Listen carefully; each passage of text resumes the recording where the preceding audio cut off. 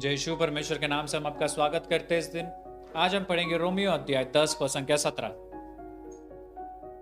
इस प्रकार हम देखते हैं कि सुनने से विश्वास उत्पन्न होता है और जो सुना जाता है वह मसीह का वचन है। क्या हमारे जीवन में विश्वास कम है? वचन कहता है कि विश्वास आता है सुनने से। लेकिन क्या हमारे भाई और बहनों, क्या हम अपने जीवन में सुनते हैं? हमें दूसरे के बारे में सुनना बहुत अच्छा लगता है। किसके जीवन में क्या चालू है, हमें वो सुनने में बहुत मजा आता है।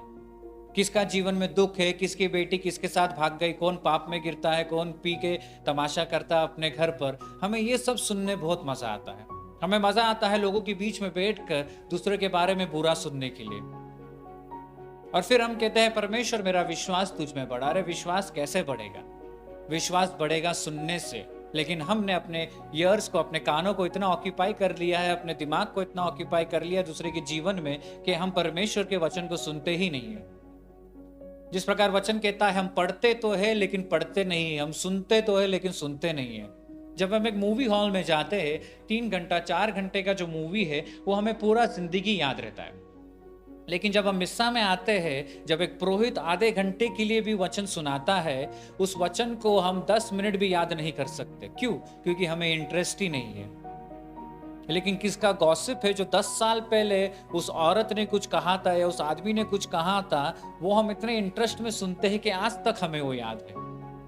तो क्यों परमेश्वर के वचनों में हम इतना इंटरेस्ट नहीं लेते? जिस प्रकार दूसरे के जीवन में हम इतना इंटरेस्ट लेते हैं, हम परमेश्वर के वचनों में क्यों इतना इंटरेस्ट नहीं लेते? क्यों हम उसे याद नहीं रख सकते? जिस प्रकार हमें हर एक चीज याद रहता है, दूसरे के पूरापन याद रहता है, जो क्या करता है वो याद रहता है, लेकिन उस वचन के हम याद नहीं रखते। आज परमेश्वर का वचन कहता है अगर आपके जीवन में विश्वास बढ़ाना है तो वो सुनने से आता है। तो मेरे भाई और बहनों, आज हम प्रार्थना करेंगे कि हम अपने कानों को, अपने सोच को, अपने शब्दों को यीशु की ओर लगाएंगे। इस सुबह हम अपने आंखों को बंद रखेंगे, अपना पूरा ध्यान परमेश्वर की ओर लगाएंगे। अब पिता धन्यवाद देते हैं इस सुबह के लिए, हर एक चीजों के लिए। अब पिता तू जानता है शरीर को, तू जानता है हमें, तू जानता है परमेश्वर दूसरे के बारे में सुनने के लिए हमें बहुत इच्छा होती है, लेकिन तेरे वचन को जब हम सुनते हैं हमें नींद आता है, जब तेरे वचन को हम पढ़ते हैं हमें आलस आता है। हम 4 साल पहले जो पिक्चर देखे वो आज तक याद रखते हैं, लेकिन 1 घंटे पहले जो हमने तेरा वचन सुना वो हमें याद नहीं रहता। परमेश्वर आज हम प्रार्थना करते हैं इस सुबह कि तू अपने शरीर को बदल, तेरे पवित्र लहू से हमें धो, हमें शुद्ध कर।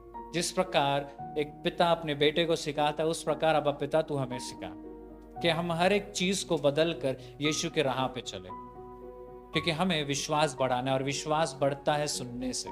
तो परमेश्वर अपने लहू द्वारा हमें शुद्ध कर, हमारे कानों को यीशु की ओर लगा, हमारे नजरों को यीशु की ओर लगा। जिस प्रकार हमने कल पढ़ा था कि जब तक हम यीशु को देखते हम लज्जित नहीं होते, तो उस प्रकार अब पिता हमारे आंखों को यीशु की ओर लगा, हमारे सोच को यीशु की ओर लगा। क्योंकि वचन कहता है ना हमारे सोच यीशु की सोच है, ना हमारे शब्द यीशु की शब्द है। तो परमेश्वर आज हम प्रार्थना करते कि हमारे सोच को यीशु की सोच, हमारे शब्द को यीशु की शब्द बना, हमारे कानों को यीशु की ओर लगा। और यही प्रार्थना आज हम करते हैं माता मरियम के मध्यस्थता से, सारे स्वर्गदूत के नाम से। आमीन। जय यीशु।